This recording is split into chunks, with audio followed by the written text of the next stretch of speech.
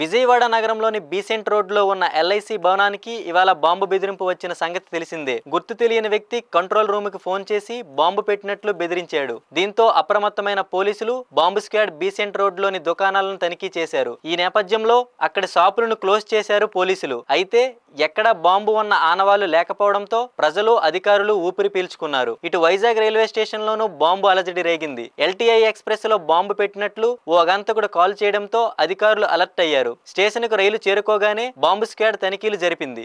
S2 coach లో అనుమానాస్పద bag గుర్తించింది. అయితే అందులో ఎలాంటి పేలుడు పదార్థాలు లేవు. దీంతో అంతా ఊపిరి పీల్చుకున్నారు. ఒక మొబైల్ నంబర్ నుంచి బాంబ్ థ్రెట్ కాల్ రావడం జరిగింది.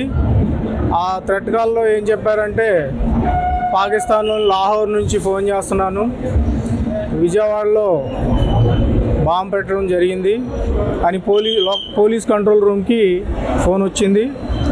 ఆ ఫోన్ వచ్చిన తర్వాత మేమందరం local police, GRP, RPF officials అంతా అలర్ట్ అయ్యి రైల్వే స్టేషన్ విజయవాడలో తనిఖీలు చేపట్టడం జరిగింది. దీనికి bomb disposal squad, dog squad, GRP, local police, మా RPF సిబ్బంది అందరం కలిసి విజయవాడ రైల్వే స్టేషన్లోని అన్ని ప్లాట్ఫామ్లు తరోగా చెక్ చేయడం జరిగింది. అయితే మనకు ఎటువంటి అనుమానాస్పదమైనటువంటి పదార్థాలు దొరకలేదు. ఈ టైంలో LTTE విశాఖపట్నం ట్రైన్ రావడం జరిగింది. ఈ మొబైల్ RRపేటలో లొకేట్ అయింది. సో ఆ టైంలో LTTE విశాఖపట్నం ట్రైన్ అక్కడ ఉండటం వల్ల ఒకవేళ దానిలో ఏమన్నా ఉంటుందేమని చెప్పి దాని దువాళ్ళ కూడా ఆ ట్రైన్ చేయించడం జరిగింది. అక్కడ కూడా ఎటువంటి అనుమానాస్పద పదార్థాలు దొరకలేదు. ఇప్పుడు ఆ ట్రైన్ విశాఖపట్నం చేరబోతుంది. మేము Visakhapatnam GRP, RPF, local police కూడా ఇన్ఫర్మేషన్ ఇవ్వడం జరిగింది.